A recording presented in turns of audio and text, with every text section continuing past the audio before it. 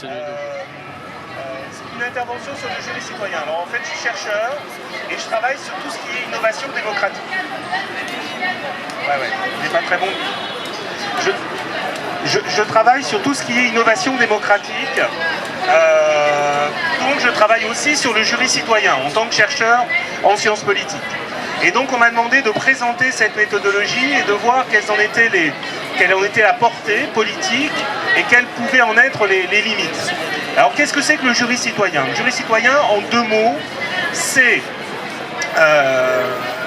la convocation d'un panel de citoyens qui peut aller de 15 à plusieurs centaines de personnes pour produire un avis ou une décision sur une question qui normalement relève des professionnels de la politique. Par exemple, le premier jury citoyen français a porté sur les OGM. C'était à la fin des années 1990, on appelait ça conférence de citoyens. On a tiré au sort une quinzaine de citoyens ordinaires, des citoyens lambda, qui n'avaient jamais entendu parler a priori des OGM, et on leur a demandé de produire un avis sur le contrôle, l'interdiction éventuelle des OGM. Et c'est une instance parlementaire qui a organisé ce jury citoyen. L'idée, c'est de considérer que les citoyens ont suffisamment de capacités, de compétences politiques pour produire des avis ou produire des décisions, alors même que toute notre histoire politique considère qu'ils ne sont pas à la hauteur et qu'ils ne sont pas suffisamment éclairés pour pouvoir prendre ces décisions. C'est ça la philosophie du jury citoyen. Le jury citoyen, c'est un mécanisme qui, d'un certain point de vue, entre en rupture. Je ne peux pas plus, je suis obligé de faire ça parce que sinon je fais ça. Voilà. C'est un mécanisme qui entre en rupture avec 2 siècles de gouvernement représentatif. Grosso modo, le gouvernement représentatif, qu'est-ce que c'est? C'est un système de gouvernement dans lequel on considère que les citoyens peuvent désigner les représentants qui exerceront le pouvoir, mais ne peuvent pas faire grand-chose d'autre. En fait, la vocation des citoyens, c'est de produire des richesses, c'est de consommer, c'est de s'occuper de leurs affaires privées, c'est d'être des acteurs dans tous les domaines, sauf le domaine politique. Dans le domaine politique, le seul rôle que les citoyens peuvent avoir, c'est celui de désigner des représentants. Et en fait, il y a 2 siècles, cette idée a été théorisée par les inventeurs de notre mode de gouvernement, qui est le gouvernement représentatif. Si on regarde les discours des pères fondateurs de la Constitution américaine, ou les discours des pères fondateurs de la Constitution, des constitutions révolutionnaires, ils disent très clairement qu'en fait les citoyens n'ont pas suffisamment de loisirs pour que l'on puisse mettre en place de la démocratie directe. Ils considèrent que la démocratie c'est un régime archaïque, dangereux, impraticable. C'est un régime qui n'est pas praticable dans des grandes nations. Alors, on dit souvent en France que c'est pour des raisons techniques. C'est parce qu'on ne peut pas réunir les citoyens au même endroit pour prendre des décisions que l'on ne peut pas pratiquer la démocratie directe. Or, on pourrait inventer aujourd'hui, à travers un système d'assemblée primaire et avec les outils du numérique, on pourrait aujourd'hui essayer de se rapprocher d'un modèle de démocratie directe, or on ne le veut pas. Alors je reviens à mon histoire de jury citoyen dans ce contexte-là. Le jury citoyen, c'est donc une méthodologie qui aujourd'hui est parfaitement standardisée. Il y a des ayatollahs du jury citoyen qui vous disent il faut faire comme ça et pas autrement, il faut telle technique de sélection des citoyens, telle technique de discussion. Cette méthodologie, elle a été inventée dans les années 60, à la fin des années 60 aux États-Unis et en France. Je vais me mettre debout parce qu'assis ça fait un peu... Parce que j'ai des gens qui sont assis par terre, des gens qui sont debout et moi je suis assis comme ça fait petit vieux. Hein. Mais ils m'ont prévu, je leur avais demandé, mais je préfère être debout, ce sera mieux. Dans les années 60, il y a des Américains qui vont inventer cette notion de citizen jury Ils vont même déposer la marque Citizen Jury en s'inspirant des jurys d'assises. Un des paradoxes, c'est qu'aujourd'hui, dans le domaine judiciaire, on fait confiance à des jurys citoyens, mais dans le domaine politique, on ne leur fait pas confiance. Donc ils vont finalement transposer cette logique-là au domaine politique. Et puis en Allemagne, il va y avoir un sociologue qui s'appelle Peter Dinel qui va faire exactement la même chose au même moment, et ils ne se connaissent pas, mais ils vont inventer cette méthodologie qui consiste à tirer au sort, je le répète, la notion de tirage au sort est hyper importante, tirer au sort des citoyens, soit volontaires, soit sur les listes électorales. Il me semble que la méthodologie a plus de force quand on tire au sort les citoyens sur des listes électorales que parmi des volontaires, parce que sinon on reproduit des biais d'intérêt pour la politique. Donc on les tire au sort, on leur donne de l'information, on les réunit plusieurs week-ends, 3 week-ends, c'est ça la méthodologie habituelle, 3 week-ends, 2 week-ends d'information, ils écoutent des experts. Jury citoyen par exemple sur les OGM, ils écoutent des experts pro-anti-OGM, donc on respecte un principe de contradictoire, ils ont une information contradictoire. Eux-mêmes peuvent décider de demander que le deuxième week-end, il y ait d'autres points de vue qui leur soient apportés, d'autres informations qui leur soient apportées. L'idée, c'est que ce petit groupe de citoyens se transforme en collectif d'enquêteurs, c'est-à-dire accumule de l'information, discute et finalement, le troisième week-end, ils produisent un avis. Les 2 premiers week-ends sont à huis clos, pour qu'il n'y ait pas d'interférence. Alors c'est un peu dommage, parce que c'est un peu une boîte noire, un jury citoyen. Les citoyens qui sont à l'extérieur ne peuvent pas savoir ce qui s'y passe, ne peuvent pas comprendre les dynamiques de discussion ou de délibération. Donc ça fonctionne à huis clos les 2 premiers week-ends. Le troisième week-end, il y a une audience publique. Les citoyens convoquent à nouveau des acteurs, alors ça peut être des politiques, ils les interrogent, ils les questionnent. Et puis, au cours du week-end, ils écrivent collectivement un avis. Et cet avis, il est censé éclairer celui qui a organisé le jury citoyen. Alors, la plupart du temps, c'est un gouvernement local, national, mais ça peut être aussi une association, un think tank, un mouvement qui décide de porter cette parole citoyenne. Alors, voilà la méthodologie. On peut l'aménager, on peut faire des dispositifs, nous on appelle ça en sciences politiques des mini-publics. On peut faire ça avec plusieurs centaines de personnes. Maintenant, avec les outils dont on dispose, les outils d'animation, le numérique, on peut même envisager de co-organiser en même temps plein de jurys citoyens, y compris à travers le monde. Il y a eu au moment de la COP 21, il y a eu une opération qui a été lancée par le bureau technologique, le Danish Board of Technology, c'est-à-dire l'Office danois des technologies, qui a été organisé à travers le monde, où il y a 100 jurys citoyens qui ont délibéré au même moment sur la question du changement climatique et qui ont produit des avis qui étaient censés être traduits et rapportés au gouvernement qui discutait à l'époque de la COP 21. C'est-à-dire qu'avec la technologie aujourd'hui, on peut faire des choses absolument incroyables dans ce domaine.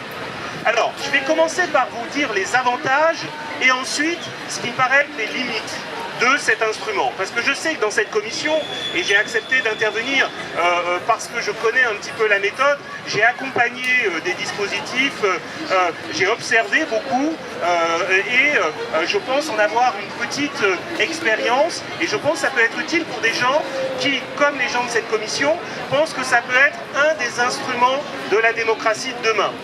De mon point de vue, ça ne peut être qu'un des instruments. Ça ne peut pas être l'alpha et l'oméga de la démocratie de demain, mais ça peut y aider. Alors, quels sont les avantages du jury de citoyens? Premier avantage, c'est la force symbolique de ça. C'est de dire que les citoyens ne sont pas des idiots.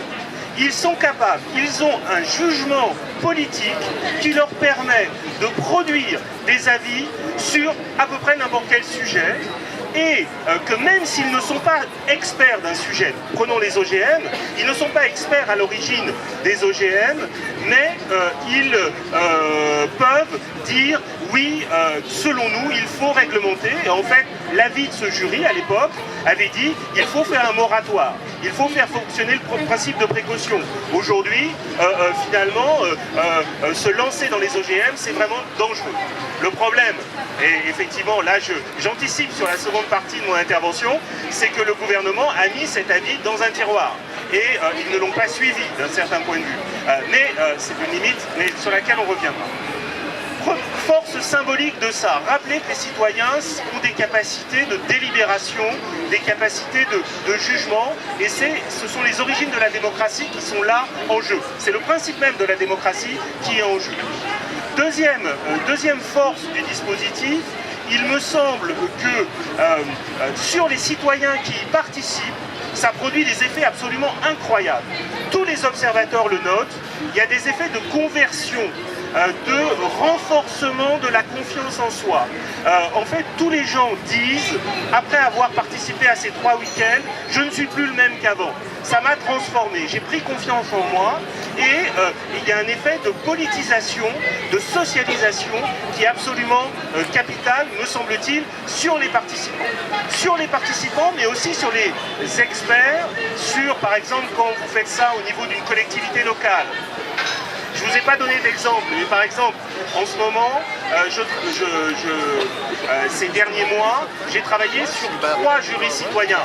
Je ne suis pas un prestataire, hein, je suis un chercheur, mais j'ai observé, accompagné 3 jurys citoyens. Un jury qui a été mis en place par la mairie de Paris sur sa politique de logement social. Et en fait, c'était un jury qui était composé d'usagers du logement social qui, finalement, ont produit un avis sur ce qu'il faudrait faire en matière de logement social à Paris. Et le dispositif s'est relativement bien passé. Tous les acteurs du logement social, les offices HLM, les associations étaient associés au comité de pilotage de ce jury. Deuxième jury de citoyens, je ne sais pas si vous connaissez l'économiste Bernard Maris, qui est un économiste un peu critique, qui est mort en janvier dernier, en janvier 2015, au moment des attentats de Charlie. Et en fait, il y a une chaire universitaire qui s'est mise en place, qui s'appelle la chaire Bernard Maris, et qui a décidé de mettre en place une conférence de citoyens autour de la manière dont les Français percevaient la science économique.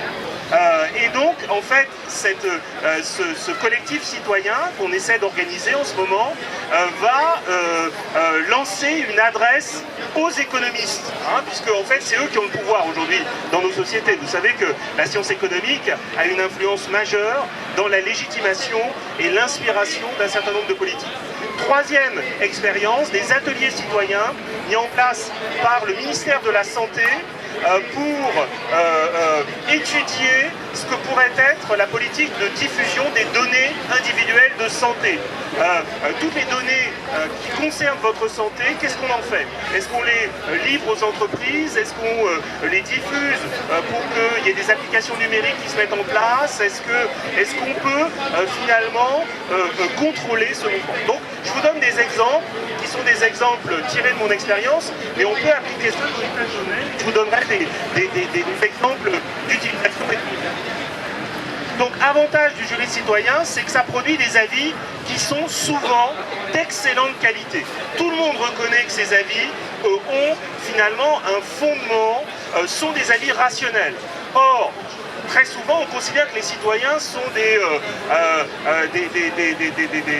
individus qui sont motivés exclusivement par leurs émotions, par leur passion. Or, là, on a quand même des avis qui, de l'avis général, quand on les lit, sont extrêmement fondés, extrêmement puissants.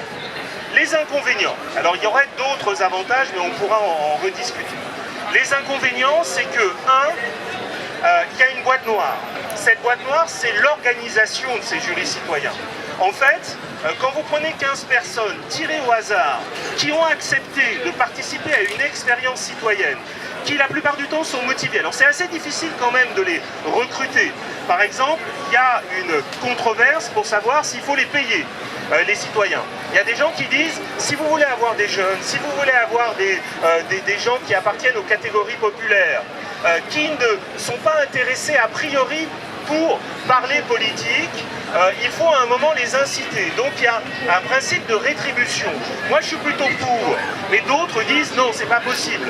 On peut les loger dans des hôtels magnifiques, les défrayer, mais les payer, ça choque un certain nombre de gens. Alors que moi je pense qu'effectivement, ce service citoyen, il doit être reconnu. On paye de temps en temps les experts qui viennent intervenir devant eux.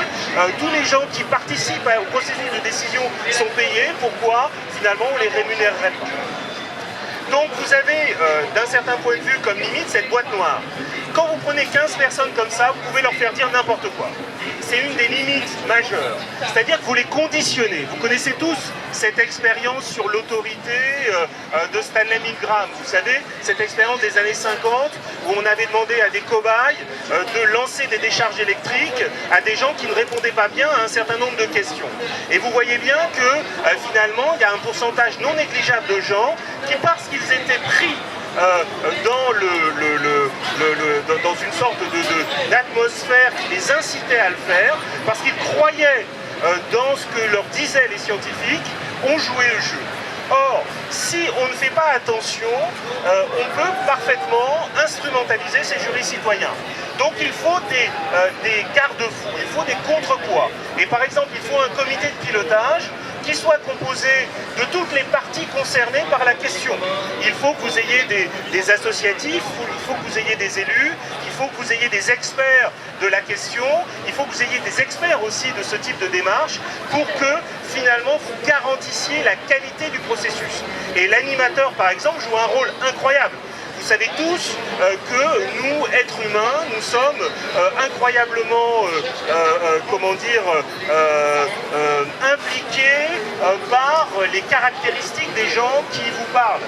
Si vous avez un animateur qui a beaucoup de charisme, qui produit beaucoup d'affect, beaucoup de transferts, il va pouvoir, sans que vous vous en rendiez compte, vous amener finalement là où il le souhaite. Alors, il faut qu'il y ait une éthique aussi de l'organisation de ces dispositifs.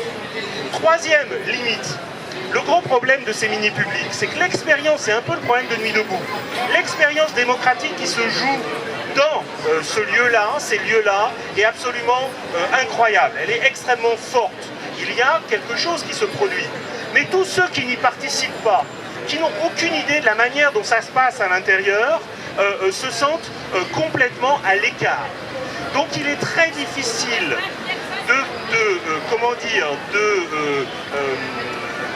de faire confiance à un dispositif auquel vous n'avez pas participé, a priori. Et donc la question de la légitimité des jurys citoyens, c'est une question absolument majeure. La question de l'articulation de ce dispositif sur le public dans son ensemble, c'est la limite. C'est la limite aussi de quelque part de Nuit debout, d'un certain point de vue. Et d'autant plus que ce type de procédure est complètement caricaturé par les acteurs habituels du jeu politique. Je vous donne un exemple, et c'est un exemple que m'a rapporté Antoine de la Commission, mais qui me paraît très significatif. Lorsque le Figaro Magazine a fait un reportage sur Nuit debout, hein, vous imaginez ce que peut dire le Figaro Magazine de Nuit debout, en disant bon c'est des gars complètement bourrés, qui se laissent aller, voilà, qui parlent sur la place. Il a mis une photo en grand de la commission jury citoyen en disant il y a même des commissions sur les sujets les plus farfelus. Et le sujet le plus farfelu, c'était le sujet du jury citoyen. C'est-à-dire que pour les gens qui sont à l'intérieur du système, ce type de dispositif ne fait pas sens. Ce type de dispositif les choque même profondément, puisqu'il vient rompre avec des hiérarchies, avec des statuts qui sont constitutifs de nos sociétés. Et donc, si les jurys citoyens ne parviennent pas à faire reconnaître leur légitimité par les citoyens eux-mêmes, par les autres citoyens, ils n'ont aucune chance d'influencer les politiques. Et dans l'expérience que nous avons, alors simplement faire un bilan, il y a des jurys citoyens dans beaucoup de pays. Il y a par exemple, vous le savez peut-être, il y a eu en Islande un processus d'écriture de la Constitution après la crise islandaise qui a compris à l'origine un dispositif de ce type. Simplement, c'était 1000 Islandais. En fait, en réalité, c'est 750 Islandais qui se tiraient au sort, qui se sont réunis pour écrire les grands principes de la constitution islandaise. Donc vous avez, et cette constitution après a été rédigée par un comité qui était composé lui aussi de citoyens hors des partis, mais qui n'étaient pas élus, qui ont consulté, on a parlé, alors c'est un peu exagéré, mais on a parlé de Wiki-Constitution. Ils ont consulté l'ensemble de la population sur les réseaux sociaux qui leur ont fait des amendements. Après, il y a eu un référendum, la Constitution a été adoptée, et en fait, pour que la Constitution soit définitivement adoptée, il faut qu'elle soit aussi adoptée par le Parlement, et il y a eu une nouvelle majorité parlementaire qui a enterré la Constitution. Mais simplement, le projet va peut-être revenir, parce que vous le savez peut-être, le parti qui risque d'emporter les prochaines législatives en Islande, c'est le parti pirate, qui a 30% des voix et qui a dit qu'il relancerait le processus constitutionnel. Donc vous avez des jurys citoyens un peu partout dans le monde qui sont utilisés régulièrement, qui produisent des effets, il faut le dire, relativement marginaux sur l'action publique. Et c'est ça, à mon avis, le problème majeur, c'est que ce sont des exercices qui, pour l'instant, ont une portée politique relativement faible, qui sont extrêmement puissants sur le plan symbolique. Moi, j'y suis vraiment très attaché, et en même temps, finalement, leur influence, lorsqu'on les organise, est marginale. En fait, c'est des événements de communication, on fait des jurys citoyens pour dire qu'on fait de la démocratie, mais en fait, c'est extrêmement limité. Autre exemple que je vais vous donner de dispositif qui, lui, a eu un impact. En Irlande, il y a 2 ans, le gouvernement irlandais a mis en place une assemblée citoyenne composée pour moitié de citoyens tirés au sort et pour moitié d'élus, qui ont fait un certain nombre de propositions constitutionnelles. Et ça, c'était vraiment à la demande du Premier ministre irlandais. Et l'une de ces propositions constitutionnelles a été soumise au référendum, et elle a été adoptée au référendum, c'est la proposition sur le divorce. Et il semblerait qu'en Irlande, l'expérience est tellement plu qu'elle devienne quelque chose qui sera utilisé régulièrement par le gouvernement irlandais. En Australie, vous avez aussi une expérience d'assemblée citoyenne extrêmement puissante. Au Canada, vous en avez. Je sais qu'en Belgique, il y a eu un petit peu sur le modèle de Nuit debout, mais une opération très spectaculaire qui s'appelle le G1000. Des citoyens, des intellectuels, des journalistes qui, à un moment de crise politique, vous vous souvenez tous qu'en Belgique, on a battu le record du monde de la crise gouvernementale. Pendant plusieurs mois, il n'y avait pas de gouvernement.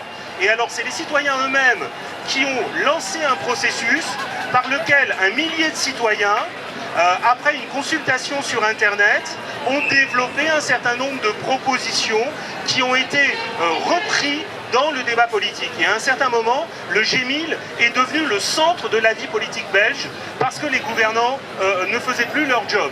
Alors, la grande différence avec Nuit debout, et là je renvoie encore la balle avec Nuit debout, c'est qu'il y avait des personnalités qui portaient, qui étaient connues. Par exemple, la personnalité qui portait cette histoire, c'était un journaliste qui est un des plus grands promoteurs du tirage au sort contre l'élection. Il a écrit un livre que je vous conseille, qui s'appelle David Van Reybrouck.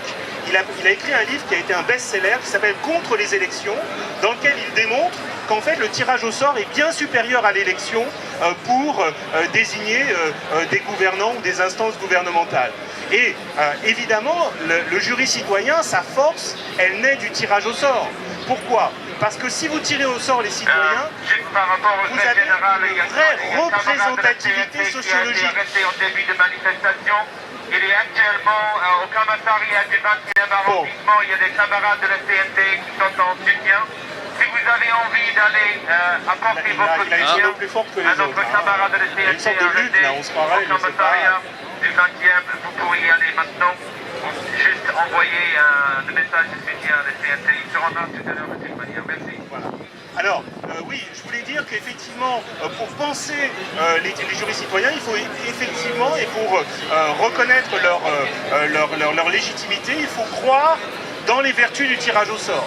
Et vous savez qu'il y a tout un mouvement aujourd'hui dans la théorie politique, mais aussi chez un certain nombre d'acteurs et d'activistes qui essayent de réhabiliter cette méthodologie qui était considérée pendant longtemps, jusqu'au XVIIIe siècle, comme la seule forme démocratique de désignation des gouvernants.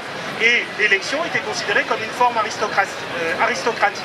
Et donc là, je boucle un petit peu mon propos, je reviens à ce moment fondateur, il y a 2 siècles et demi, où on a dit on ne veut pas la démocratie, et pour nous, le tirage au sort n'est même pas pensable, n'est même pas une voie possible de réflexion. Je pense que dans les années qui viennent, il va falloir changer énormément de choses dans nos institutions et que le jury citoyen, avec d'autres dispositifs, je crois beaucoup au dispositif de débat public, je crois beaucoup à ce que le numérique peut apporter comme, et on a des spécialistes ici, comme outillage de nouvelles formes de débat et de nouvelles formes de décision. Il faudra changer notre constitution, il faudra, alors voilà, et pour moi, et ce sera ma dernière remarque, tout mettre sur le tirage au sort, c'est à mon avis faire fausse route. C'est une manière de faire advenir la démocratie, hein, mais ça n'est qu'une manière de le faire. Voilà, je termine et puis Des questions? Il y a des questions. Voilà. Alors, peut-être allez-y. Merci.